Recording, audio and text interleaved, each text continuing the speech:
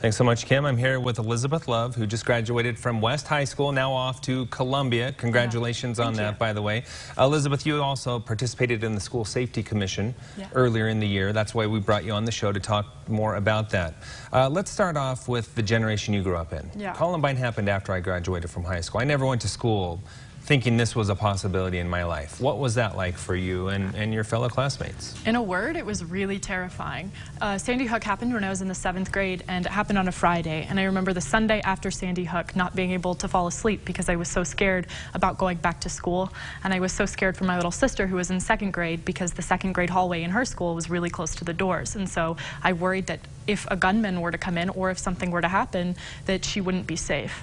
And so it was just terrifying. So you got involved with this, that obviously was a while ago. Now fast forward to this year, and you got involved with this School Safety Commission.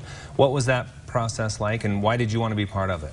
I wanted to be part of it because ever since Sandy Hook, this has been an issue that's really important to me. And the process of the School Safety Commission, I think, was a good one. Everybody had a chance to present the ideas that they thought would help make students safer in Utah, and I hope that the ideas will be implemented and will achieve their goal.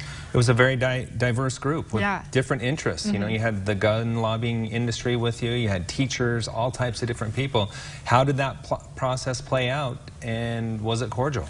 It was cordial. I think that we have more common ground than people realize. Just because I'm with March for Our Lives and have been an activist on this issue, March for Our Lives doesn't want to take anybody's guns away. March for Our Lives wants to respect the rights of law-abiding citizens, and so there wasn't too much tension between the gun lobby and the students. What have been your thoughts if you've been involved with this march and the effort and what you've seen it become? Yeah, so the movement, I think, is very exciting. I think that it's amazing that the students have been the ones to be able to break through the news cycle where these shootings are forgotten about just a couple weeks after they happen. And so the fact that we're acknowledging that Parkland was 6 months ago yesterday, I think is pretty amazing, because we didn't really acknowledge that with Las Vegas. We forget after a couple of weeks typically.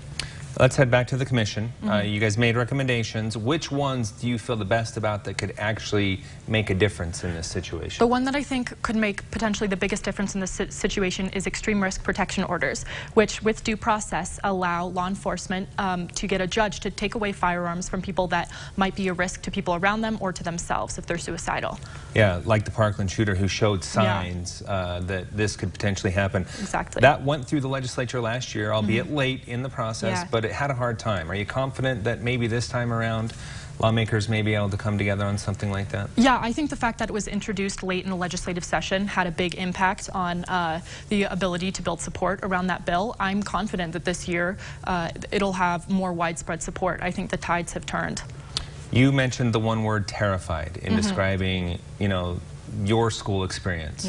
Do you see a day when students don't feel that anymore? I think that day is inevitable, because I think the students have grown up, in school and have grown up terrified, don't want their kids to feel the same way. And so I think that this issue is going to be key when we're casting our votes, and that we are only going to support leaders who support common sense reforms that are going to protect our kids from feeling what we felt. All right, we appreciate you being part of our In Focus Day today and your perspective. Thanks so much for being here. Thank you for having me. And we'll have